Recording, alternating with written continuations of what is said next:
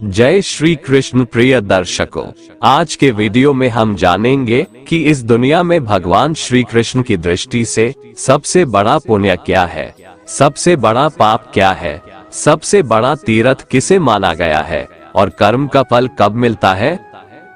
तो दोस्तों, भगवान श्री कृष्ण की इस बात को जानने के लिए वीडियो को अंत तक पूरा देखें, तभी आप ये बात पूरी तरह से समझ पाएंगे। तो मित्रों, चलिए वीडियो शुरू करते हैं।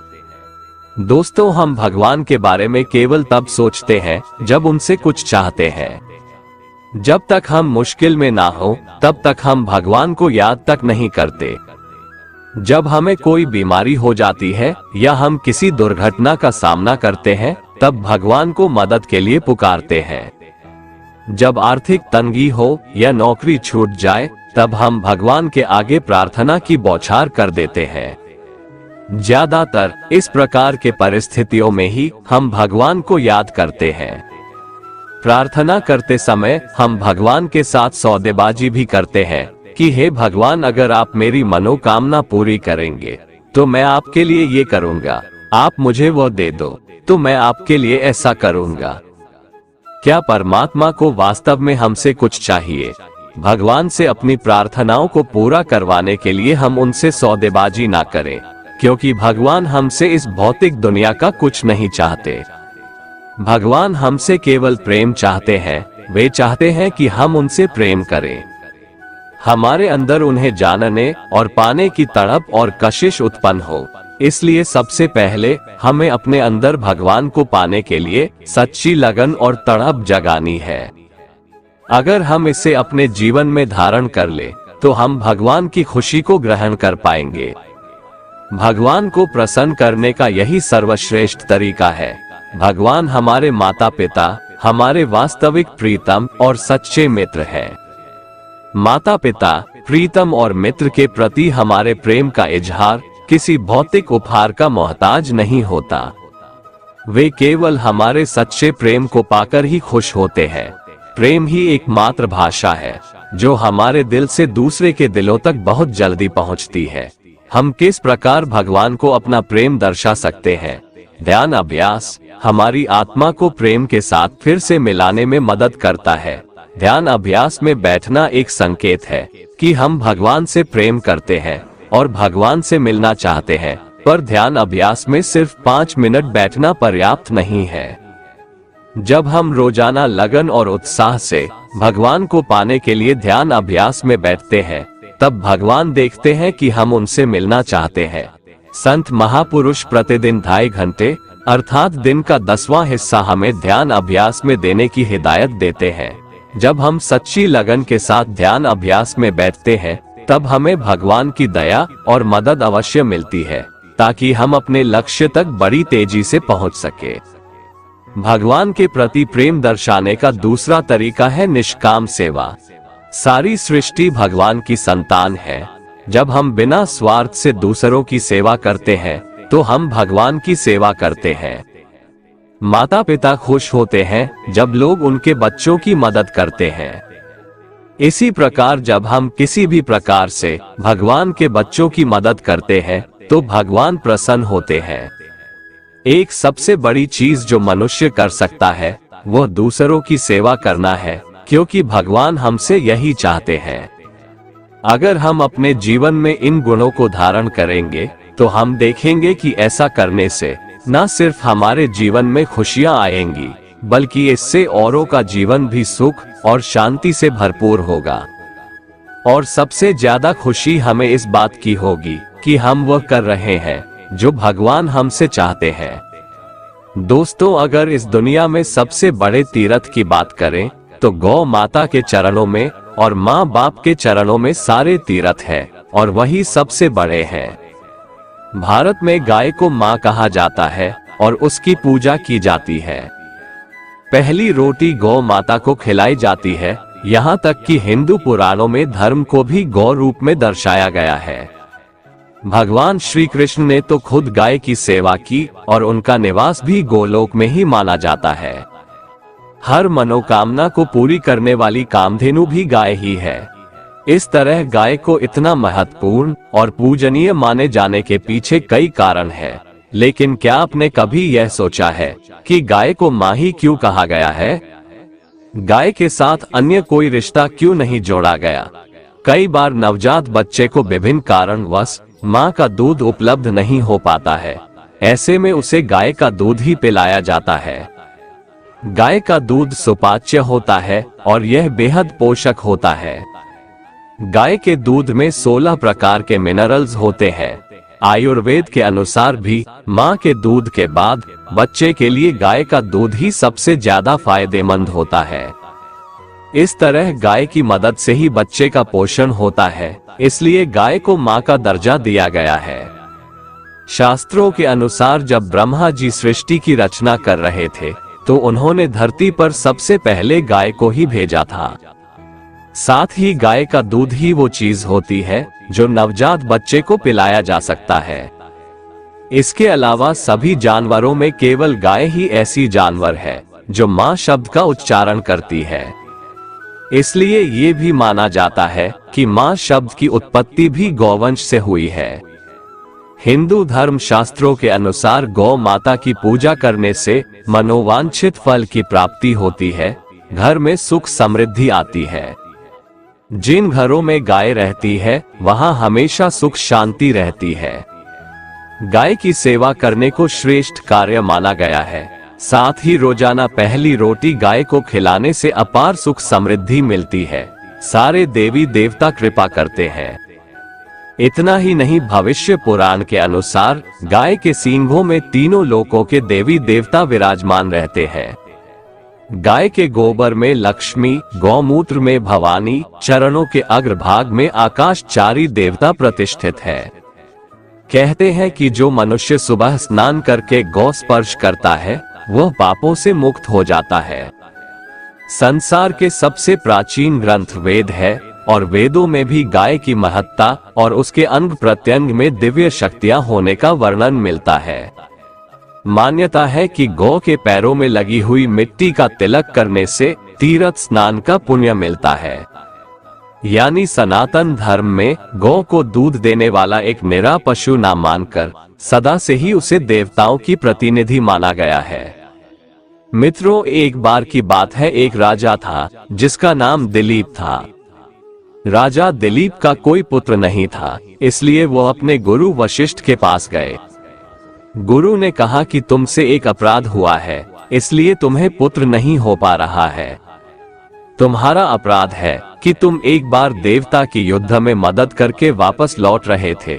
रास्ते में देवताओं को भी भोग और मोक्ष देने वाली कामधेनु एक विशाल वट वृक्ष के नीचे आराम कर रही थी और अन्य गौ माताएं चारा चर रही थी। बस तुमने अपना विमान रोककर नीचे उतरकर कामधेनु माता एवं गौ माताओं को प्रणाम नहीं किया, अनजाने में मार दिया। जबकि रास्ते में कहीं भी गौवंश दिखे उनको राह देते हुए दाएं होकर प्रणाम करना चाहिए। ये बात तुम्हें भी गुरुजनों ने पूर्व में बताई थी। यहाँ गौ अपराध और गुरु आज्ञा का उल्लंघन हुआ, इसीलिए तुम्हारे यहाँ पुत्र की प्राप्ति नहीं हो सकती। जरा सोचो, हम तो कभी प्रणाम नहीं करते, क्या हमारे पुत्र होंगे? आजकल पुत्र कहाँ पैदा हो रहे हैं, आजकल लड़के पैदा हो रहे हैं। महाराजा दिलीप गुरुजी के पास जाकर रोने लगे। बोले, गुरुजी कोई तो उपाय होगा। गुरुजी ने कहा, जा यह नंदिनी गौ माता को ले जा और इस नंदिनी गौ माता के संतुष्ट होते ही पुत्र रत्न की प्राप्ति हो सकती है। नंदिनी गौ माता ही कामधेनु गाय की पुत्री थी। अब तुम्हें पुत्र केवल गौ माता ही दे सकती है। राजा दिलीप ने नंदिनी गौ माता की बहुत सेवा की। जब गौ माता खाती थी तभी वह खाता था। एक दिन गौ माता ने दिलीप राजा की परीक्षा लेनी चाही। जैसे ही प्रकृति का सौंदर्य निहारते राजा दिलीप की दृष्टि नंदिनी गौ माता पर पड़ी। नंदिनी गौ माता गुफा में चली गई। उस गुफा में एक शेर था। शेर ने गौ माता को पकड़ लिया और गौ माता करुण पुकार कर डकारने लगी और राजा दिलीप से मदद की गुहार करने लगी।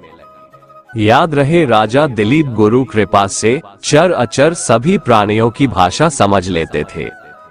दिलीप राजा ने शेर के ऊपर जैसे ही धनुष बाण संधान किया, उनका हाथ जाम हो गया वे निशक्त से हो गए, क्योंकि यह सब खेल नंदिनी गाय का था।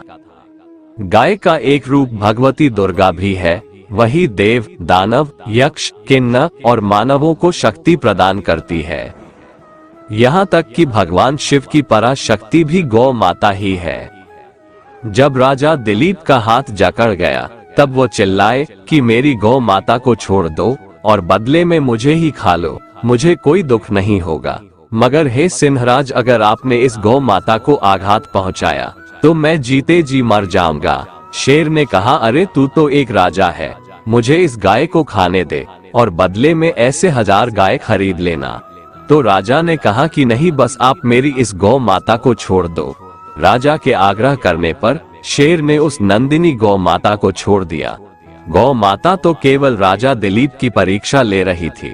गौ माता ने प्रसन्न होकर कहा कि मैं तुम्हारी सेवा भक्ति से प्रसन्न हूँ, मांगो क्या मांगते हो। बदले में राजा दिलीप को पुत्र रत्न की प्राप्ति हुई। दोस्तों, अगर आपको भगवान श्री कृष्ण की ये बातें पसंद आ रही है तो कमेंट में जय श्री कृष्ण जरूर लिखें। मित्रों, हम लोग को संसार में लाने वाले माता पिता ही है। आजकल ये सुनने में आ रहा है कि माँ बाप जब बूढ़े हो जाते हैं तो उनकी औलाद उन्हें घर से निकाल देती है। बेचारे बूढ़े माँ बाप कहाँ जाएं? वे कुछ कह नहीं पाते, क्योंकि वो अपनी औलाद को दुखी नहीं देख सकते और चुपचाप घर छोड़कर चले जाते हैं। शास्त्रों में कहा गया है कि माँ बाप की सेवा ही सबसे बड़ा तीर्थ है। अगर घर में बीमार माँ बाप की सेवा कर ली तो अन्य कोई तीर्थ करने की जरूरत ही नहीं है। मित्रों, अब बात करते हैं कि भगवान श्री कृष्ण की दृष्टि में सबसे बड़ा पाप और पुण्य क्या है। गीता में पाप और पुण्य की परिभाषा क्या की गई है और कौन से अध्याय में की गई है, ये स्पष्टतः कह पाना मुश्किल है। परंतु गीता सार के अध्ययन से यह मालूम पड़ता है कि व्यभिचार, चोरी, नशा, हिंसा एवं झूठ महापाप की श्रेणी में आते हैं। जिस कर्म का फल कोई छोटा या बड़ा सांसारिक सुख होता है उसे पुण्य कहते हैं, और इसी प्रकार जिस कर्म का फल कोई छोटा या बड़ा सांसारिक दुख होता है वो पाप कहलाता है।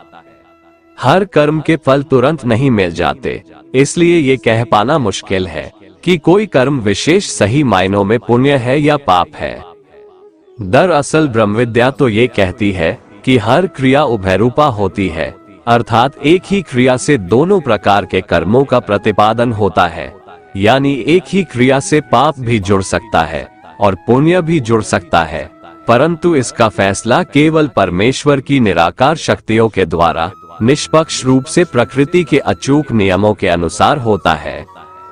कर्मों के फलों की उपरोक्त व्यवस्था के अतिरिक्त एक और बहुत ही महत्वपूर्ण संदेश गीता में और ब्रह्मविद्या में मिलता है, वो निष्काम कर्म के संबंध में है। निष्काम कर्म अर्थात परमेश्वर के वचनों और आज्ञाओं के अनुसार बिना किसी लाभ या हानि की अभिलाषा से समर्पित भाव से किए गए ऐसे कर्तव्य कर्म जिससे किसी अन्य जीव को किसी भी प्रकार का शारीरिक, भावनात्मक या मानसिक कष्ट नहीं पहुंचता। निष्काम कर्मों के प्रतिपादन से न तो कोई पाप फल जुड़ता है और न ही कोई पुण्य फल जुड़ता है। दूसरे शब्दों में कहें तो ये कि निष्काम कर्म जीव को संसार से नहीं बांधते, जबकि पाप और पुण्य दोनों प्रकार के कर्मों के कारण जीव क्रमशः दुख और सुख भोगने के लिए इस संसार से बंधा रहता है। एक ही क्रिया से कैसे पाप और पुण्य दोनों प्रकार के कर्मों का प्रतिपादन हो जाता है, उसका एक उदाहरण लेते हैं। आपने एक चयनकर्ता के रूप में किसी गरीब और जरूरतमंद व्यक्ति पर दया करके उसे नौकरी पर रखकर एक पुण्य कर्म किया, परंतु आपने अपनी इसी क्रिया के फल स्वरूप सबसे अधिक योग्य उम्मीदवार को नौकरी पाने से वंचित करके एक पाप कर्म भी कर दिया। दूसरों का धन हड़पने की इच्छा, देह को ही सब कुछ मानना, कठोर वचन बोलना, निंदा करना, बिना कारण बोलते रहना, तन मन कर्म से किसी को दुख देना, पर स्त्री या पुरुष से संबंध बनाना, ये सभी पाप की श्रेणी में आते हैं।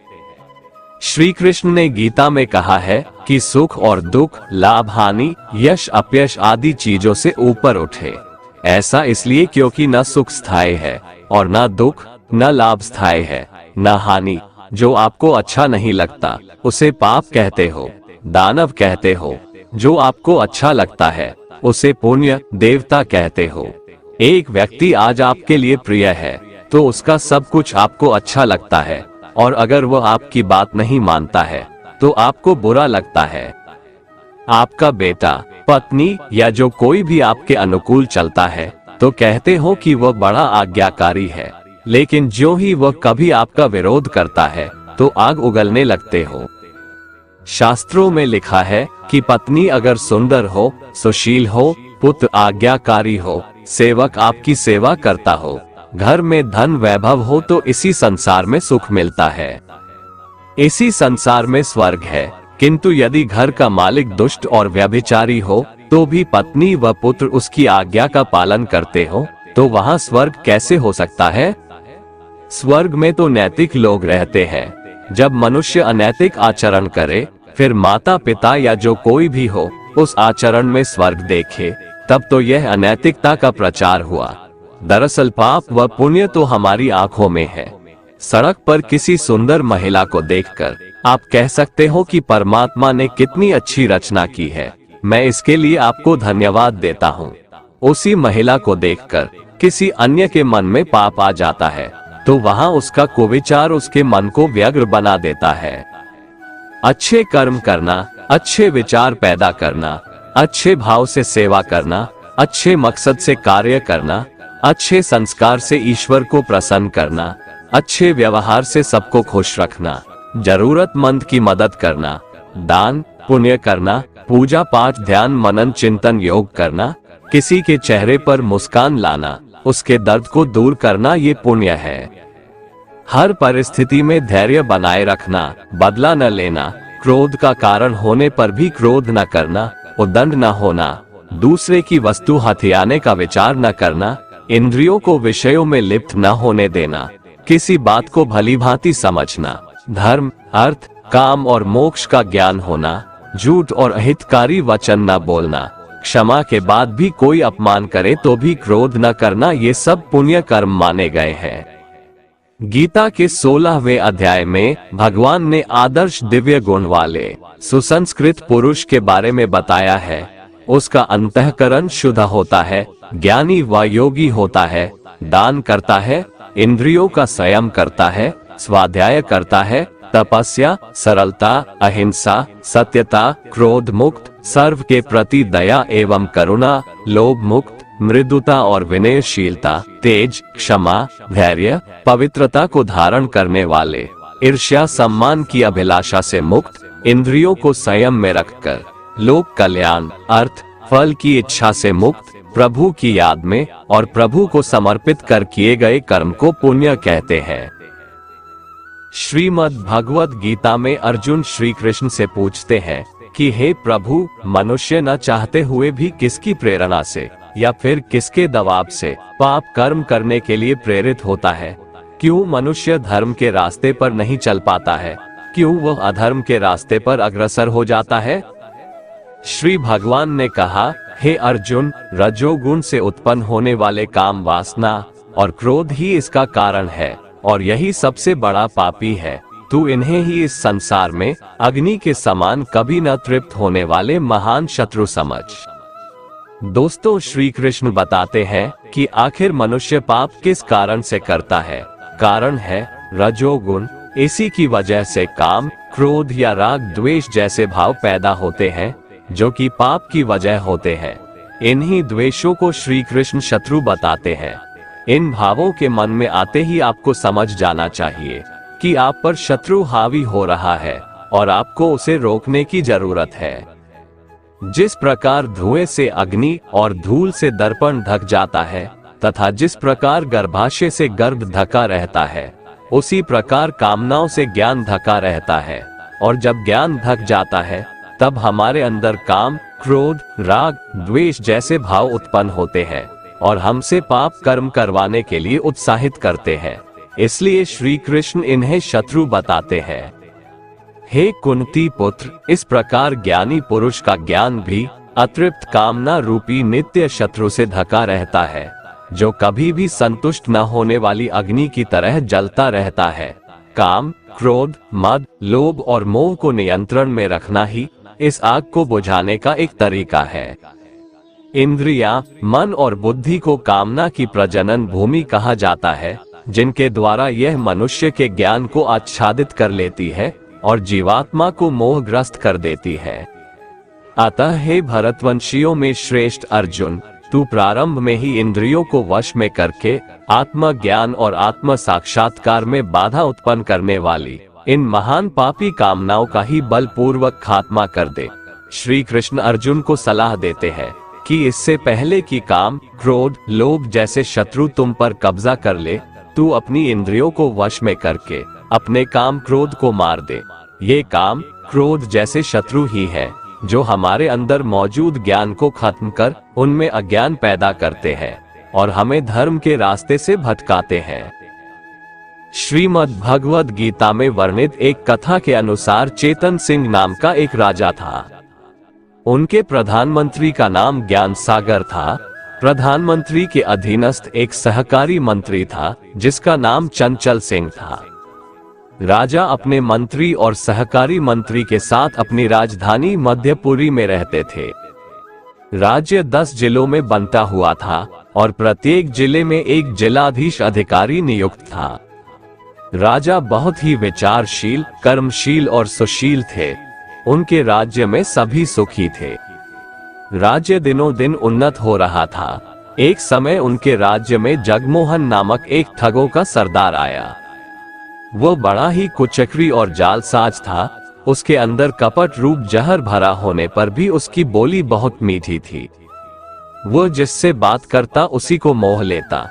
वह इस राज्य में एक व्यापारी के वेश में आया और उसने जिलाधीशों से मिलकर राज्य भर में अपना व्यापार चलाने की अनुमति मांगी। जिलाधीशों को काफी लालच दिया। वे लालच में तो आ गए, परंतु अपने अफसरों की अनुमति बिना कुछ कर नहीं सकते थे।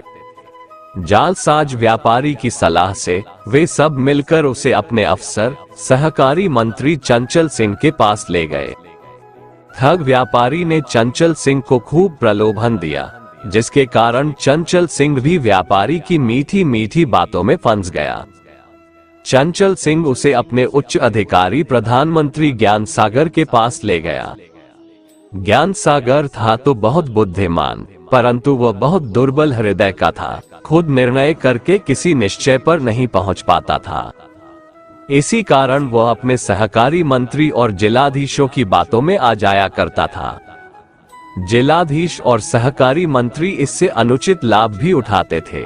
आज चंचल सिंह और जिलाधीशों की बातों पर विश्वास करके वह भी ठग व्यापारी के जाल में फंस गया। उसने लाइसेंस देना स्वीकार कर लिया, पर कहा कि महाराज चेतन सिंह जी की मंजूरी के बिना सारे राज्य के लिए लाइसेंस नहीं दिया जा सकता। आखिर ठग व्यापारी की सलाह से वह उसे राजा के पास ले गया। ठग बड़ा चतुर था। उसने राजा को बड़े बड़े प्रलोभन दिए। राजा भी लोभ में आ गए। उसने व्यापारी को अपने राज्य में हर जगह व्यापार चलाने और कोठियां खोलने की अनुमति दे दी। व्यापारी ने जिला अफसरों और दोनों मंत्रियों को कुछ ले देकर संतुष्ट कर लिया और सारे राज्य में अपना जाल फैला दिया। जब सर्वत्र उसका प्रभाव फैल गया, तब तो वह बिना बाधा प्रजा को लूटने लगा। जिलाधीशों सहित दोनों मंत्री लालच में पड़े हुए थे ही राजा को भी लूट का हिस्सा देकर उसने अपने वश में कर लिया।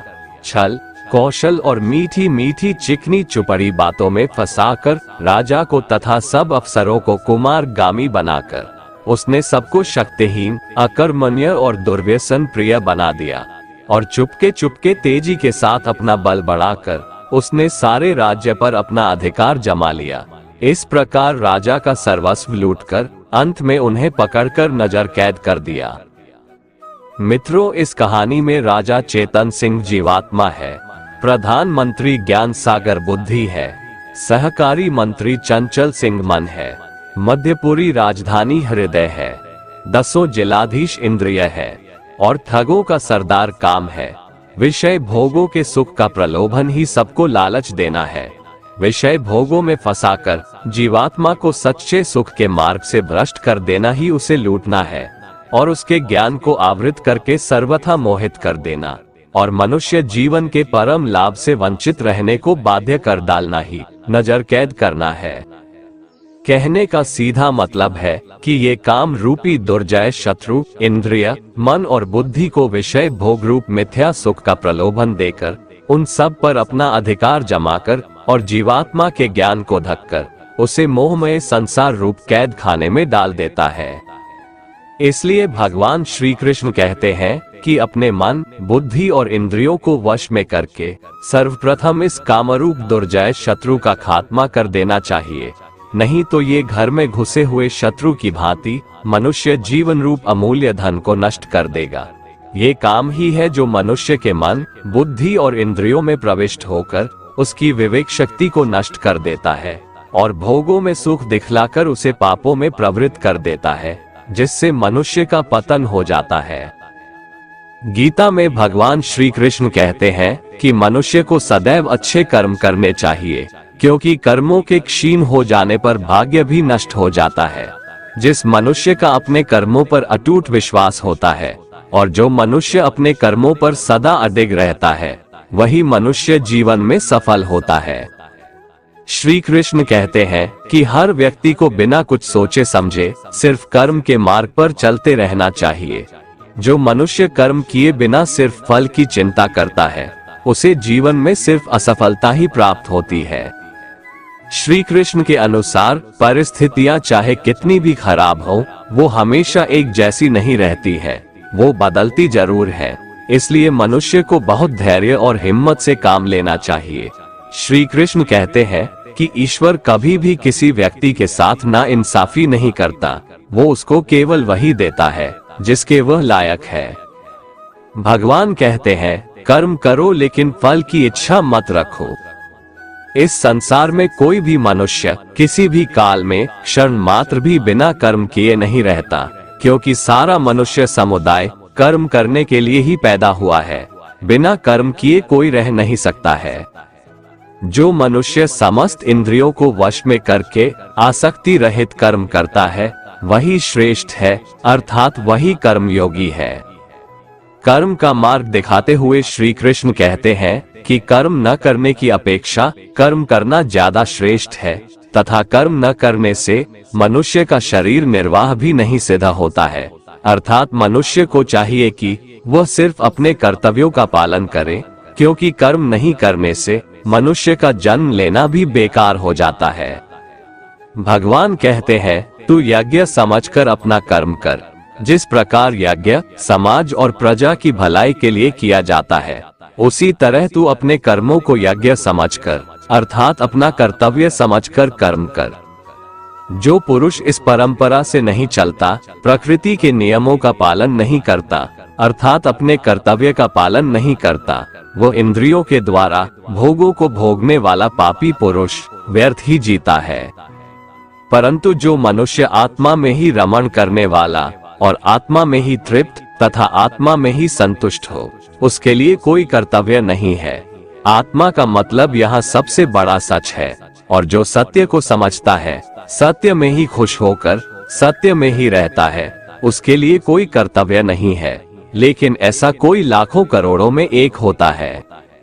उस महापुरुष का इस विश्व में न तो कर्म करने से कोई प्रयोजन रहता है और न कर्मों के न करने से ही कोई प्रयोजन रहता है, तथा संपूर्ण प्राणियों में भी इसका स्वार्थ से कोई संबंध नहीं रहता। कहने का सीधा मतलब है, जिसे परमात्मा मिल चुका है, वो कोई और दूसरा कर्म क्यों करे। श्री कृष्ण कहते हैं, अगर तुमने कोई रिश्ता खोया है या किसी रिश्ते से निराश हो, तो वह रिश्ता मुझसे बना लो, मैं कभी भी तुम्हें छोड़कर नहीं जाऊंगा। इसलिए तू निरंतर आसक्ति से रहित होकर, अर्थात अपनी इच्छा को त्याग कर सदा कर्तव्य कर्म को भली भांति करता रहे, क्योंकि आसक्ति से रहित होकर कर्म करता हुआ मनुष्य परमात्मा को प्राप्त हो जाता है। बहुत से ऐसे लोग हैं जो कर्म करते हुए ही परम सिद्धि को प्राप्त हुए थे। जनक आदि ज्ञानी जन भी आसक्ति रहित कर्म द्वारा ही परम सिद्धि को प्राप्त हुए थे। इसलिए कर्म करना ही उचित है। श्रीमद् भगवद गीता में श्री कृष्ण कहते हैं कि जीवन में कुछ भी स्थायी नहीं है, इसलिए स्वयं को अधिक तनावग्रस्त न करें।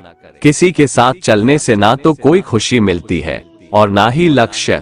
इसलिए मनुष्य को सदैव अपने कर्मों पर विश्वास करते हुए अकेले चलते रहना चाहिए। श्रेष्ठ पुरुष जो जो आचरण करता है, अन्य पुरुष भी वैसा वैसा ही आचरण करते हैं। वो जो कुछ प्रमाण कर देता है, समस्त मनुष्य समुदाय उन्हीं के पद चिन्हों पर अपने रास्ते चुनता है। इसलिए सज्जन व्यक्तियों को सदैव अच्छा व्यवहार करना चाहिए।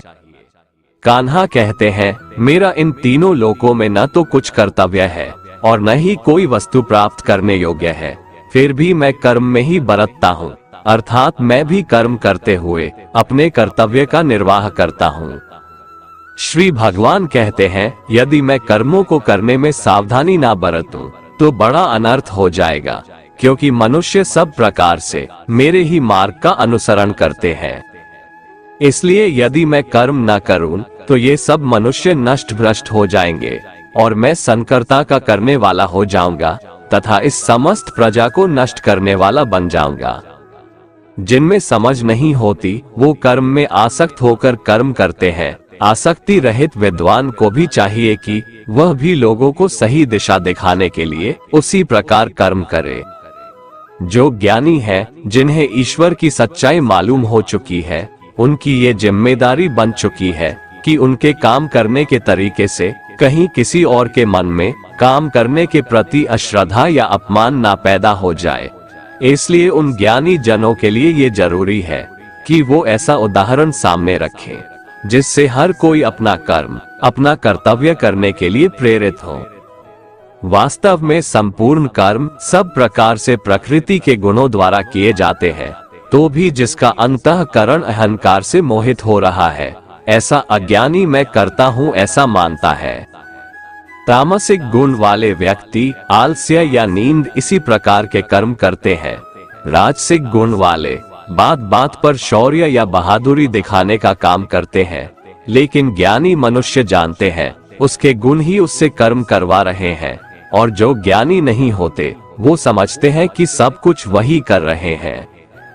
कर्म में लगे हुए ज्ञानियों को ये जानना चाहिए कि गुण ही उनसे कर्म करवाते हैं, वो खुद कुछ भी नहीं करते। और जो ज्ञानी इस बात को समझ ले तो ये उनकी जिम्मेदारी होती है कि वो अज्ञानियों को समझाए कि कर्म ही उनका धर्म है। श्री कृष्ण कहते हैं कि तुम मुझ अंतर्यामी परमात्मा में अपने सारे कर्मों को अर्पण कर दे। जो कोई मनुष्य दोष दृष्टि से रहित और श्रद्धा युक्त होकर मेरे इस मत का सदा अनुसरण करते हैं, वे भी संपूर्ण कर्मों से छूट जाते हैं। परंतु जो मनुष्य मुझ में दोषारोपण करते हुए मेरे इस मत के अनुसार नहीं चलते हैं, उन मूर्खों को तू संपूर्ण ज्ञानों में मोहित और नष्ट हुआ ही समझ। गीता में श्री कृष्ण कहते हैं, दूसरे के कर्तव्य का पालन करने से भय होता है और स्वधर्म में मरना भी बेहतर होता है। श्री कृष्ण के अनुसार हमें दूसरे का अनुसरण या नकल करने की बजाय स्वधर्म को पहचानना चाहिए। दूसरों का अनुसरण करने से मन में भय उत्पन्न होता है। श्री कृष्ण के अनुसार डर हटाने का एक ही उपाय है, और वो है अपना स्वधर्म पहचानना और उसी में जीना। भगवान कहते हैं, रजोगुण से उत्पन्न होने वाले काम वासना और क्रोध ही मनुष्य से पाप कर्म करवाते हैं। इसलिए काम वासना और क्रोध मनुष्य का सबसे बड़ा शत्रु है। जिस प्रकार धुएं से अग्नि और धूल से दर्पण ढक जाता है तथा जिस प्रकार गर्भाशय से गर्भ ढका रहता है, उसी प्रकार कामनाओं से ज्ञान ढका रहता है। इस प्रकार शुद्ध चेतन स्वरूप जीवात्मा का ज्ञान कामना रूपी नित्य शत्रु द्वारा ढका रहता है, जो कभी भी तुष्ट न होने वाली अग्नि की तरह जलता रहता है। इंद्रियां, मन और बुद्धि कामनाओं के निवास स्थान होते हैं। इनके द्वारा कामनाएं ज्ञान को आच्छादित करके जीवात्मा को मोहग्रस्त कर देती है। इसलिए मनुष्य को चाहिए कि प्रारंभ में ही इंद्रियों को वश में करके और आत्मज्ञान और आत्म साक्षात्कार में बाधा उत्पन्न करने वाली इन महान पापी कामनाओं का ही बलपूर्वक खात्मा कर दे और कर्म योग के द्वारा परमात्मा की भक्ति करके समस्त कर्मों से छुटकारा प्राप्त कर ले। दोस्तों, अगर आपको हमारा ये वीडियो पसंद आया तो कमेंट में जय श्री राधे कृष्ण लिखें और ऐसे ही प्रेरणादायक वीडियो देखने के लिए हमारे चैनल को सब्सक्राइब कर लें। जय श्री राधे कृष्ण।